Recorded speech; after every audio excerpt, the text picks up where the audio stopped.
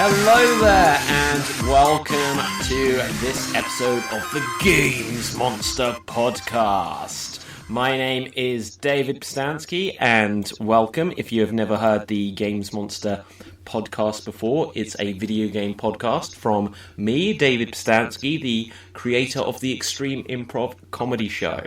For those who don't know, and anyone who does know me should know this, I'm a big video game fan. I'm a video game fan of all my life, and I know stupid amounts of facts and trivia and knowledge about all aspects of video games. So I decided one day I would just share some of these insights, thoughts and musings I have on the world of video games with my listeners out there, with my viewers, my fans, my followers, whatever you want to call yourselves. If you're listening to this, I appreciate you.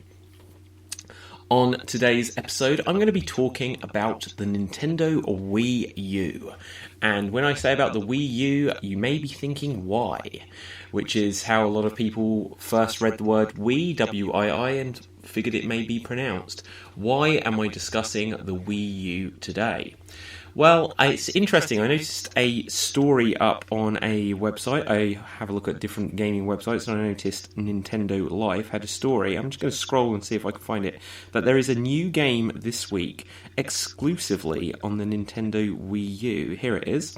It's called Space Hunted Lost Levels, and it says it's exclusively coming to the Wii U this week. Now, that's really a bizarre choice. The only thing I can make out of why any company would do that now is they have no competition.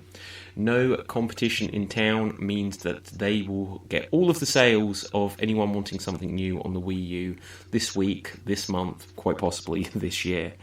But let's talk about the Wii U.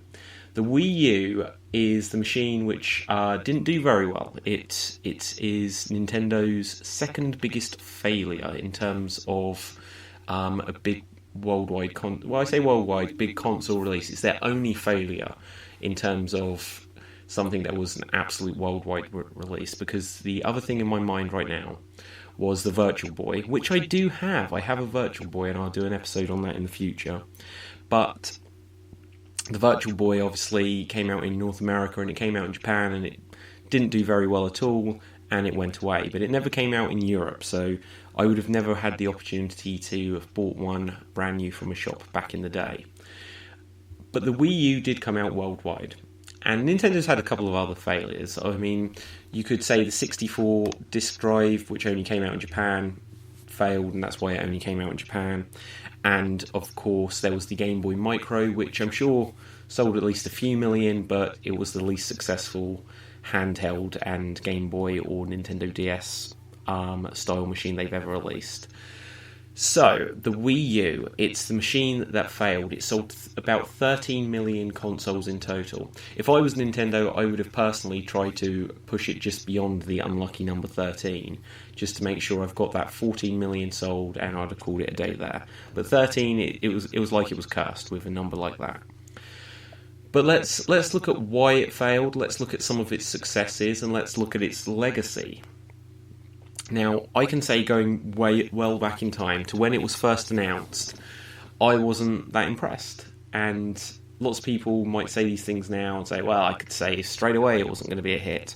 But that's genuinely how I felt. Because when they first showed it, now I, being as big a game fan as I am, I don't subscribe to the idea that I thought that the tablet controller for it was just an accessory for the original Wii. And I don't subscribe to the idea that because it was called the Wii U, the name was so confusing that people couldn't figure out that it's a new machine. I mean, they couldn't figure out that it was a new machine within a few months or a couple of years. That's crazy. I think everyone who really had an interest in potentially getting a new games machine would have known that. Anyone who worked in the video game shops or shops where they sold video games would pretty much have been able to explain that to anyone going in there to look to buy a new console or looking what the options are. Where if they've got a Wii and they think to themselves, well, I've got a Wii and an Xbox 360, or I've got a Wii and I've got a PS3. There's a new PS4 coming out. There's a new Xbox called the Xbox One. That's a little bit of a weird name in itself, but there's a new Xbox coming out. Where's the new Wii? And if they might just say, "Where's the new Nintendo?" But if they say, "Where's the new Wii?" or "Where's the new Wii?" The new Nintendo, or "Where's the new Wii?" then people can just say, "Well, yeah, it's called the Wii U." I think that's really simple for people to find out, because if you've seen that PS3 has moved on to PS4, you might think, "Oh, is there going to be a new Nintendo?" And you can easily just say, "What's the new Nintendo? What comes out after the Wii?" "Oh, it's called the Wii U." I don't think that's that confusing. People have said that it would have done a lot better if it had been called the Wii 2 or the Super Wii. And in that sense, I do agree that those names would have made it a little bit clearer. Well, no, they've made it infinitely more clear, but I don't think that was enough just to stop people from buying this thing. What I always felt when I saw it was, first of all, when the rumours came out, and then when the reality came out that the machine itself was only power-wise comparable to the PS3 and Xbox 360, I just thought to myself, well, this isn't going to be any better. Because obviously, going back a little bit further in time, the GameCube had come out, and then the Wii came out, which was basically about as powerful as a GameCube, or a little bit more powerful, comparable perhaps to the original Xbox. And it was like, you're a whole generation behind. It's not in HD. It can't do the HD graphics. This isn't good. But the innovative Wii controller was so revolutionary. Hence why the code name for the Wii, and when they first even showed it, it even got a logo that the machine was going to be called Revolution. And it was a revolution. But because it was a revolution, we do have to delve back a little bit in time to understand some of why the Wii U may have failed. The Wii, being just about as powerful as the GameCube, which came before it, so it was a new machine as powerful as the current machine, or the previous machine, if you want to see it that way, which means it was around in the same power bracket as the Xbox, the original Xbox, the GameCube, and the PS2. More so than the Dreamcast, but the Dreamcast is within that same conversation as well.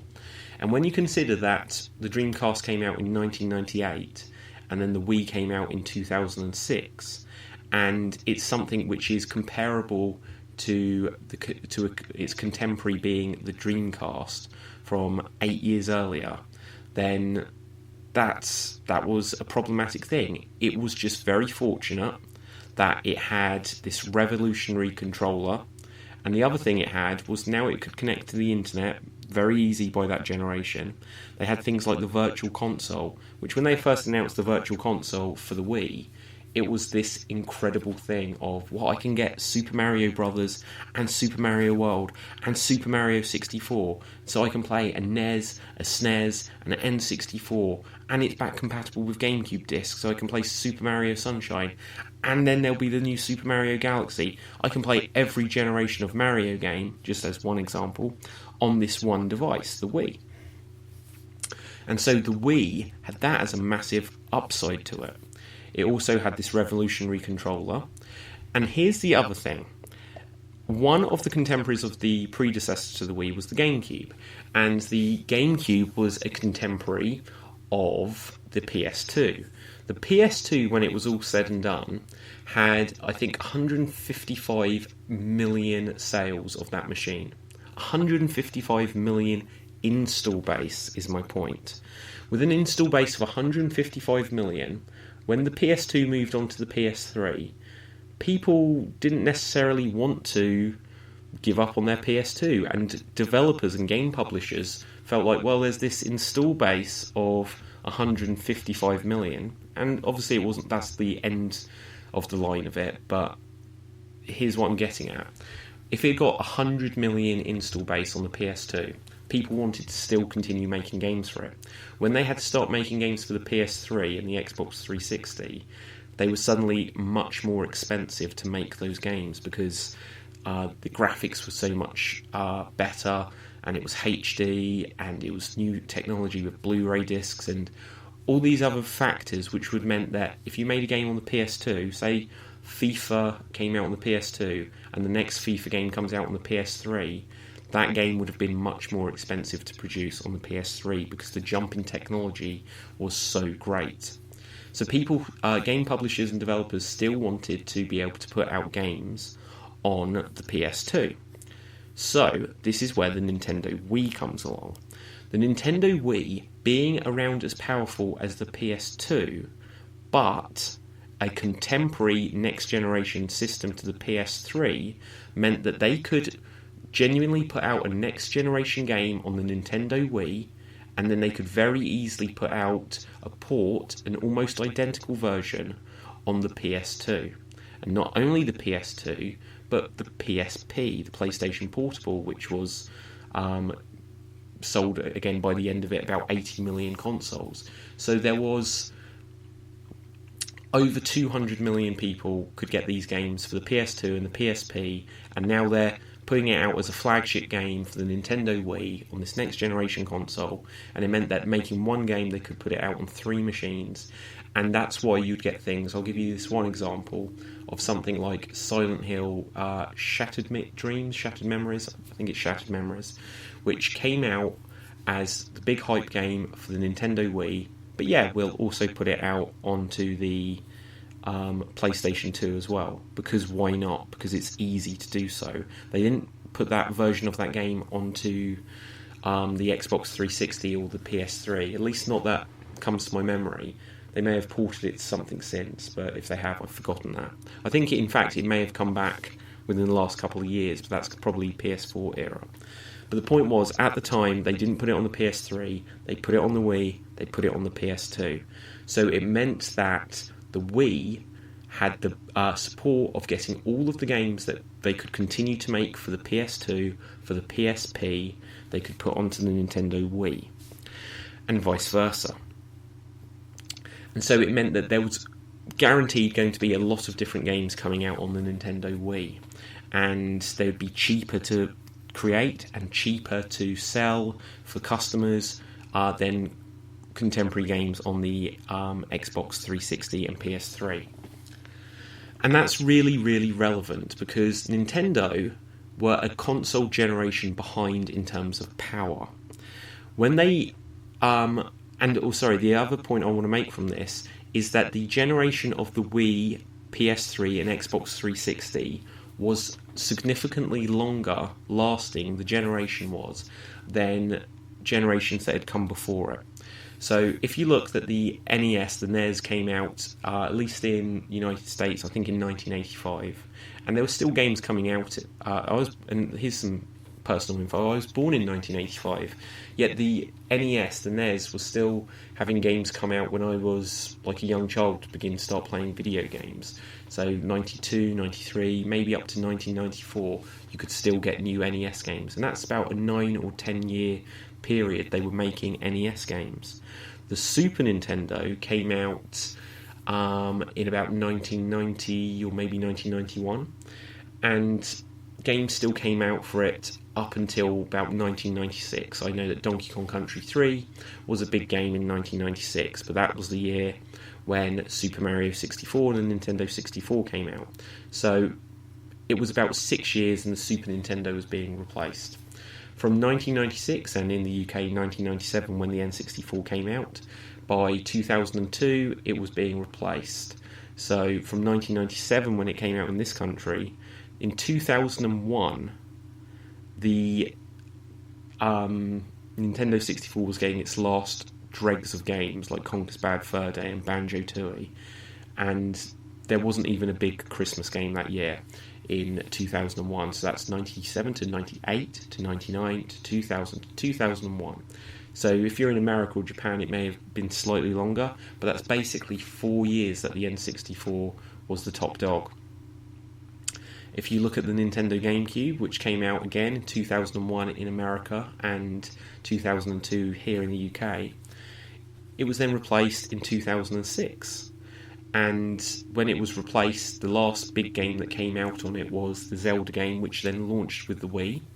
And that meant that it had gone from 2000, again in this country, 2002 to 2003, 4, 5, 6, 4 years again. only about a 4-year span.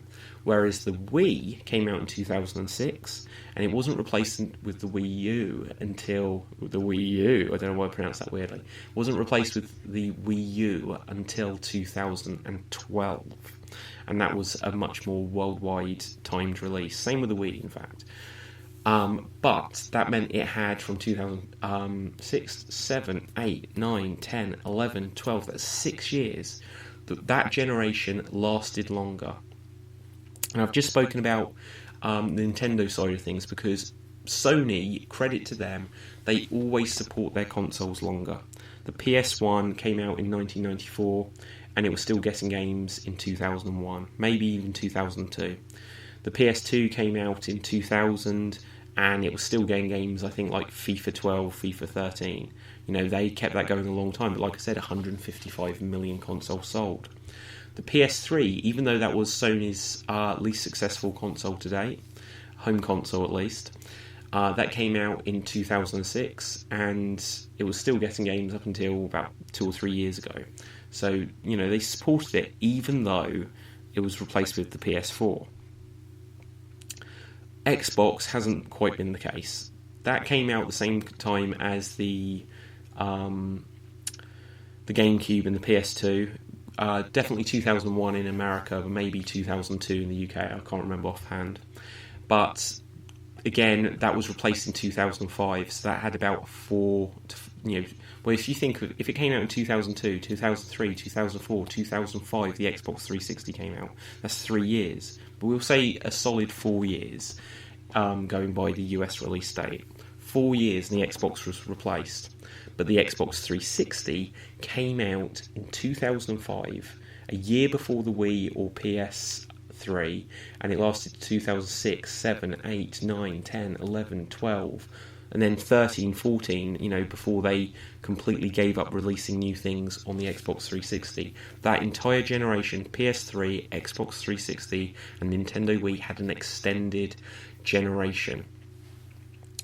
And that's part of the problem with what I'm getting to. I know it's very detailed and long-winded, but stick with me, because what happened was the Nintendo Wii U tried to take on board what the Wii had done and copy that formula.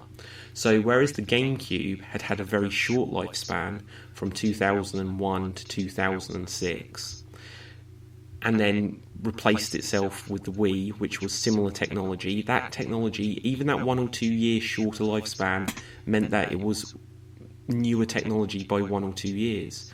But because the Xbox 360 came out in 2005, and you think the Nintendo Wii U was on par with that, to come out not in 2005, but 6, 7, 8, 9, 10, 11, 12, it meant it was technology which people had been having the graphics of for 7 years. They'd been having that level of size worlds and lighting and polygons. What the Wii U could achieve was comparable to something that came out in 2005, and now it was 2012.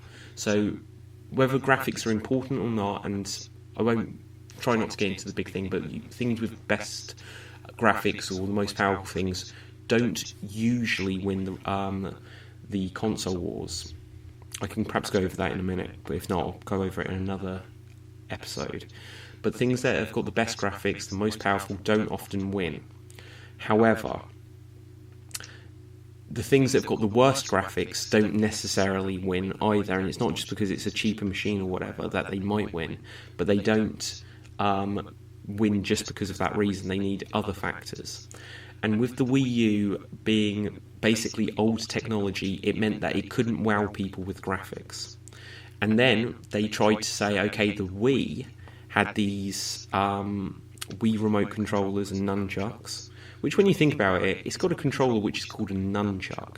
And if you don't know what a nunchuck is, it's like a 2 sticks on a rope or a chain, and you swing them around, and I think samurais use them perhaps, or ninjas or something like this. And it was just cool. And you've got a controller which is like a weapon. That's really cool. And with the Wii, you could use it hold it like a gun and point at the screen. You didn't need a light gun anymore. You could, swing it like a sword or a tennis racket or a baseball bat.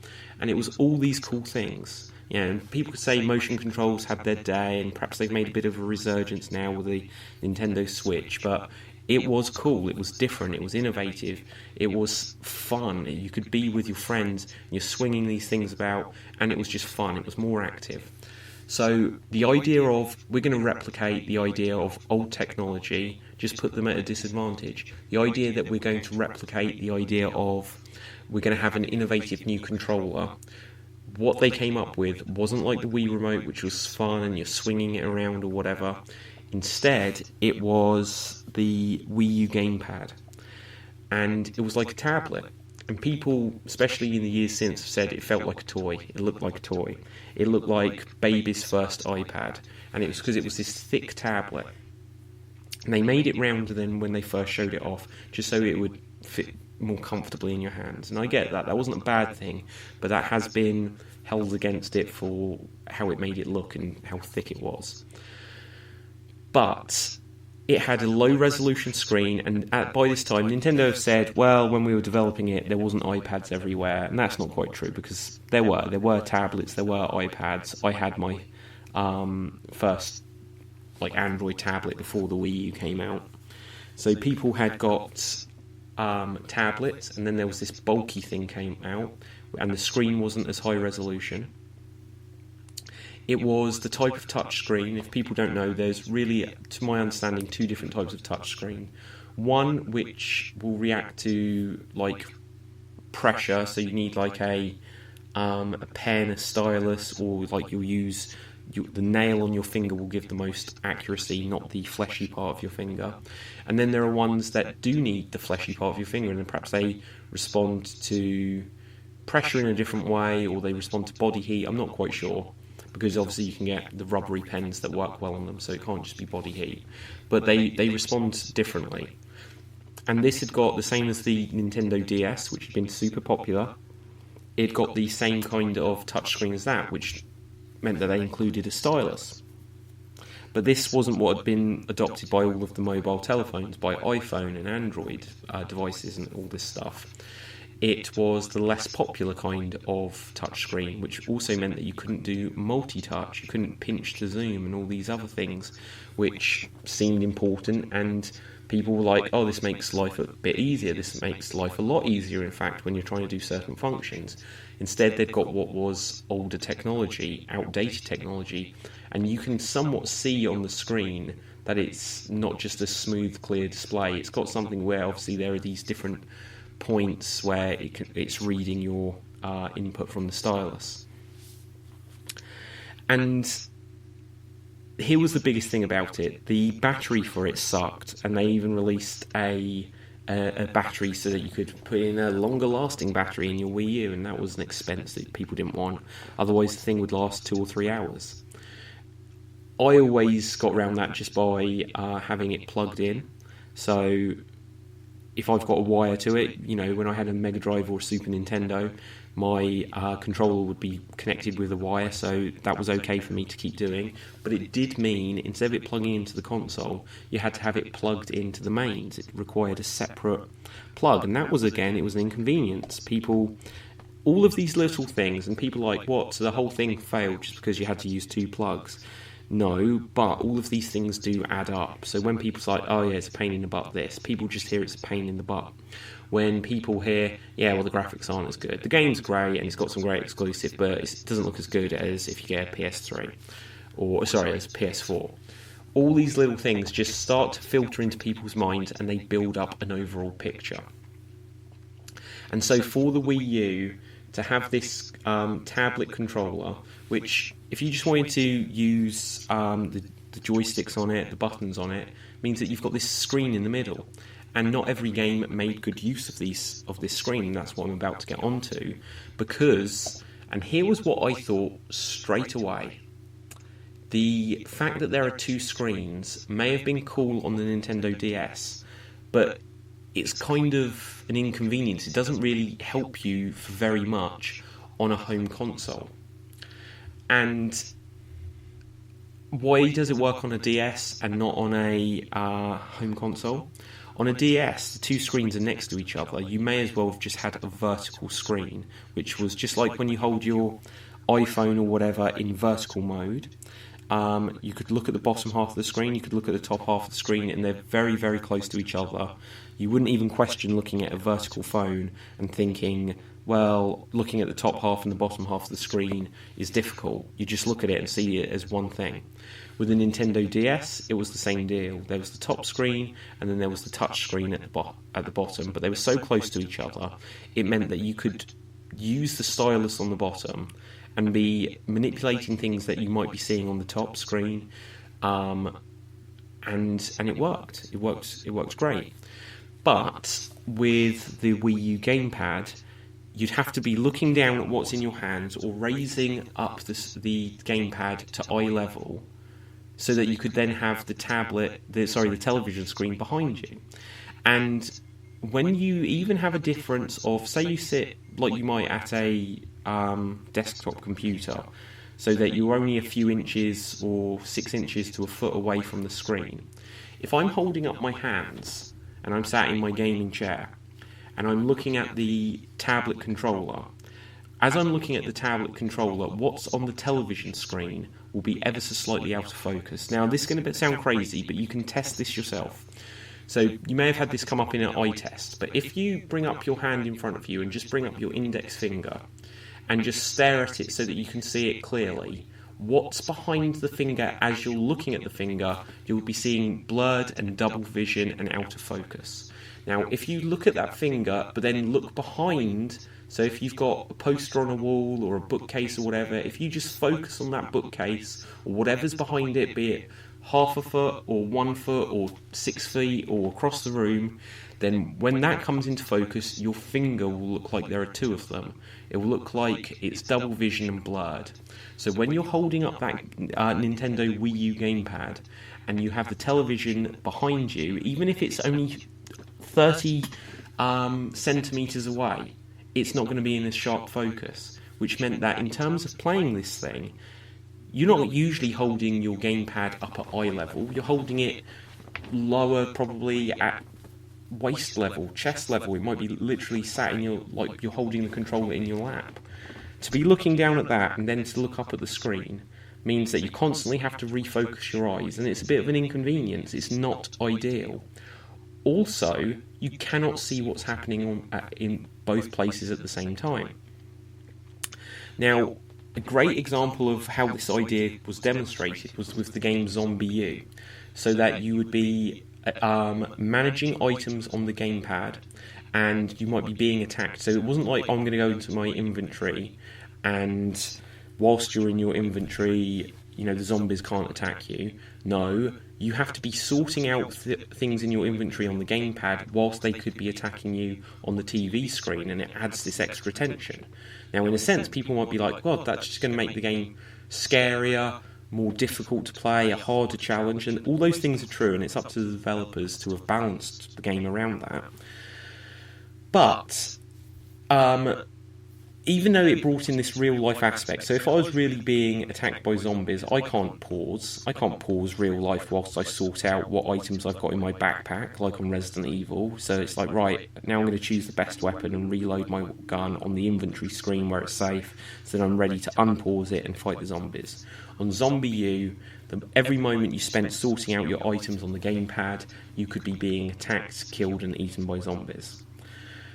That was a cool idea, but with that example, what I've just described is that the expensive tablet that you've got with the Wii U is being used for item management. And that's a big problem, because the best use of the gamepad was often, in a game, item management. You might get some mini games that come up on the gamepad. The Wonderful 101 would have it, which is just about to come out onto the Switch and to the PS4 and maybe other things, Steam or whatever. And it'll be interesting, because I haven't paid close attention to that, and I never had the game originally, full disclosure. I had a demo. I believe I had a demo anyway. You'd have to like draw shapes and things on your gamepad screen. But whilst you're drawing them on the screen, you know, I don't know how precise they had to be, that you had to be good drawings. It was just a gimmick, really. You could have had buttons or just moved the control stick around, rotated it and tried to navigate things as you're looking at the television screen, and it would have the same effect. It wasn't something you needed to be able to draw. But that was an interesting idea of it. They had the Kirby game, which they said, well, this will show that you need the gamepad because you're literally drawing the route that Kirby will be going. But people said very quickly, yeah, I just played this thing in handheld mode. I would look down at the gamepad and I would have the exact same thing mirrored on the TV screen, and it wouldn't be that you use them in tandem. You'd use one or the other, which, because you would get more accuracy from looking at the gamepad, you'd look at the gamepad and you wouldn't be looking at the TV screen. So why even have it on the TV screen? Something that would have been good if they could have come up with this as the launch game was Super Mario Maker, because using the stylus, and even though they've now done Super Mario Maker 2 on the Switch, and obviously there isn't the stylus, or there is, but not with this game, it clearly was something that would make it easier to manipulate things and put things in precise locations and drag things and whatever else using the stylus. If they could have had that as the launch Mario game rather than New Super Mario Bros. U, then it may have sold people on the idea of this gamepad a lot better. But that was by far the best use of the gamepad, because it would almost be like, right, I'm going to create levels looking down at my gamepad, and I'm going to play levels looking at the television screen. And it could have been that lots more could have happened if they'd got Minecraft on it a lot earlier than they did, because Minecraft came out on the Wii U at the very death of the machine. If that could have come out early and made good use of the the creation side, is what I'm saying, of Super Mario Maker and Minecraft, would have justified why having a stylus and a tablet would have made sense for creation, and then you play primarily on the TV. It has to be said that they had this function where you could often, not always, but you could play games on the tablet and just have like handheld mode, and so that way someone could be watching the television and you could be playing it even if the television isn't free. Now, for my personal setup, I almost always have games consoles connected to a smaller like television just as its own separate thing, because I like to multitask. I like to have like a film that I've watched a bunch of times on in the background whilst I'm playing a game, and I'll be enjoying listening to the film, playing the game, looking across occasionally at the film, and that's how I like to play video games. So I wasn't really someone that this idea would have been for anyway. But it was cool that I could, well, I don't need to sit in front of the TV, I can go sit on the settee or whatever, and I could continue playing just on the gamepad, and often I would use the Wii U gamepad as if it was a handheld.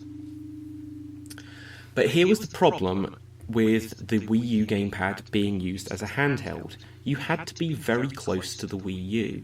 You couldn't think, I've got a Wii U in my house, and if I want to continue playing this, I can go sit on the toilet, I can go to bed and take the gamepad with me and continue playing until I want to go to sleep. It didn't work that way. You had to be in the same room.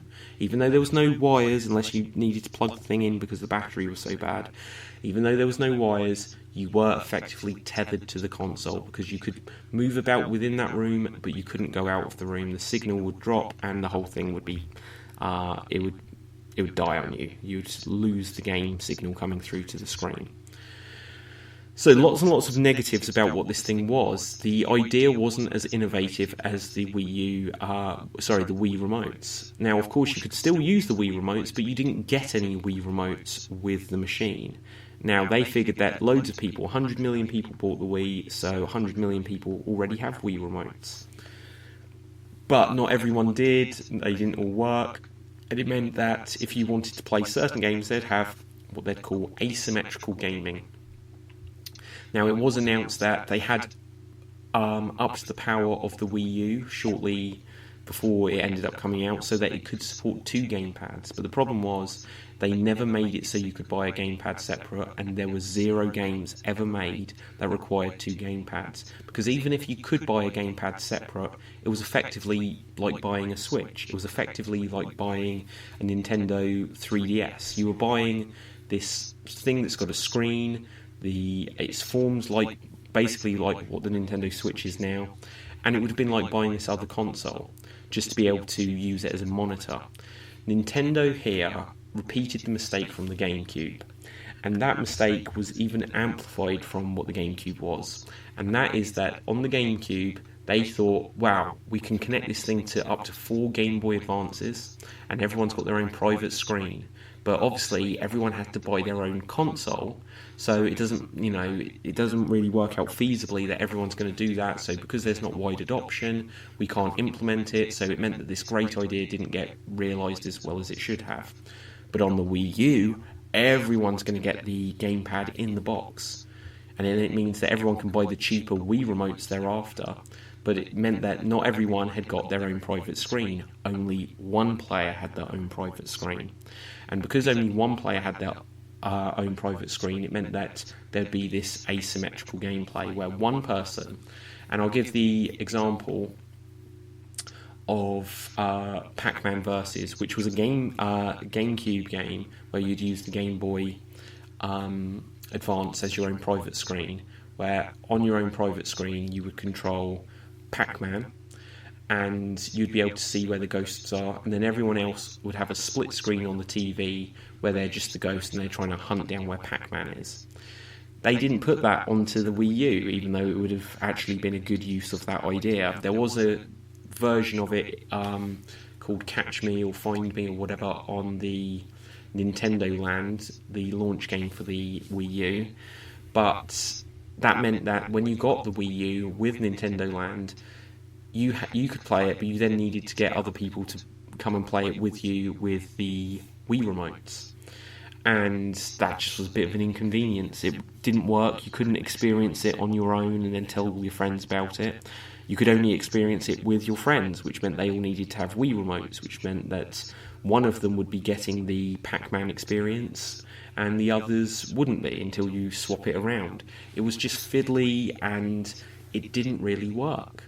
They, what was I going to say? The asymmetrical gameplay.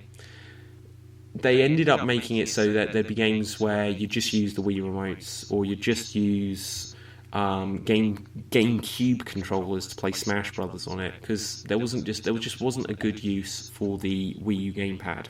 Interestingly, Zelda Breath of the Wild, when it was first shown as a Wii U exclusive, it would have made better use of the gamepad than what eventually I'm sure it did, because when they put it onto the Nintendo Switch didn't have the same kind of functionality as the Wii U gamepad, and so they just made it so it would work the same on both the Wii U and Switch, and it meant that whatever of these exclusive features could have been on the Wii U didn't happen. So, the other thing I'll say about why the Wii U failed, its launch game was New Super Mario Bros. U, which looked like a HD version of New Super Mario Bros. Wii, which itself was a up-resed looking version of New Super Mario Bros. On the Nintendo DS. Now, here's a problem, and I'm running out of time for this podcast for today, so perhaps I'll do a part 2. But here is the problem. Perhaps I'll end on this point.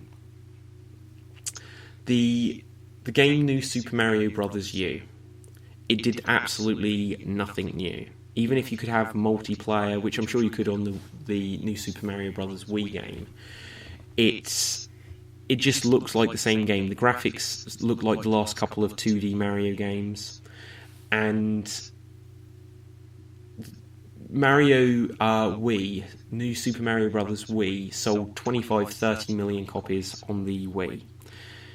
Is a game, and so many people bought that, it's insane, but is a game which is so similar to something that 30 million people have already got, enough to justify buying a $300, £300 system. Because here's the thing I've often said to people over the years. When you go to a restaurant, you might say, we'll have a jug of water for the table. And the next table, they might also get a jug of water. Or everyone will say, oh, I'll have a glass of water. Now, everyone there in that restaurant, 100% of the patrons going in, will get water to drink. Now, they might also say, I'll have a beer, I'll have a glass of wine, I'll have a Diet Coke, I'll have a Sprite, or whatever. And in that room, it might be, 20% have got a fizzy drink, and 90% of those fizzy drinks are Coke or Diet Coke. and it might be 30% have got a red wine and 20% have got a white wine, but 100% of people have got water. And what I'm going to say here, some people won't like it, but New Super Mario Bros. U, or just Super Mario Bros. A 2D game, is water. When people get a Nintendo console, be it the Nintendo DS, the Super Nintendo, NES, the N64, loads of people, most people will end up getting the big Mario game. And in particular, the 2D Mario game, everyone will get it because it's so easy, so familiar, so nostalgic to play that everyone will get the 2D Mario game. But it's not, so in that sense it's like water, but no one goes to the restaurant thinking, I'm going to go to this restaurant to order water. Everyone wants water, but no one seeks out that restaurant to get water. And that's what the problem was with New Super Mario Bros. U, is that it was a game that everyone who bought a Wii U would want, but it wasn't a strong enough reason to buy a Wii U in itself. Coupled with the fact that on the 3DS, just a year earlier, or a few months earlier in fact, you could get New Super Mario Bros. 2, and it'd only been however many years and it was still selling like hotcakes on the Wii since New Super Mario Bros. Wii came out. It's like, well, it looks like the same game. I will wait until there's a big reason for me to get the Wii U, and that never came. Because Mario Kart 7 came out on the 3DS, and then, even though it was the top-selling game, I think, on the Wii U, Mario Kart 8 came out just a little bit afterwards. Nintendo caused the problem where the Wii U was echoing the 3DS. So people were like, well, I've just bought Mario Kart. Yeah, that new Mario Kart looks better graphics, but I've just bought Mario Kart, and I don't want to spend £300 just to play Mario Kart that I've just bought. Super Mario 3D Land, huge help for the 3DS to make it a success. Not muddling up my words here. Super Mario 3D World, which didn't have 3D aspects to it like the graphics on the 3DS. Same difference, and they'd bought that a year before. Nintendo made huge mistakes, and in fact, I'm deciding now that I'm going to continue this discussion with part 2, whether it's the next episode or a future episode. I will do a part 2 on the successes and failures of the Wii U. Now, I love the Wii U, but there's lots to break down and lots to say about how they learnt from their mistakes and how the legacy of the Wii U is actually really rich, and it's lived on through the Switch and other things. But anyway, I'm going to begin to wrap this one here. This has been the Games Monster podcast. I promise that there will be more regular episodes coming up in the future than have been over the last month. I've had a super busy month. I've been in different countries and doing lots of stuff with Extreme Improv. This podcast is part of the Extreme Improv Podcast Network. So make sure you check out our other podcasts. We've got the Super Kick Mania Pro Wrestling podcast. We have Extreme Improv Podcast Radio Rumble, which is a comedy show that the Extreme Improv cast members do. We have the Extreme Improv Chat Show and Skill Show, where you can hear from other improvisers, comedians, and learn skills of improvisation. And we have the Mega Movie Podcast, where I talk about different movies, films, trivias, and television shows, and all that good stuff. So, until next time, do by all means subscribe, tell your friends about this, share it where you can. We're on all the major podcast platforms. Find Extreme Improv on Facebook and YouTube, and give us a like and subscribe. And until next time, I'm David Pustansky. Thank you very much, and bye for now.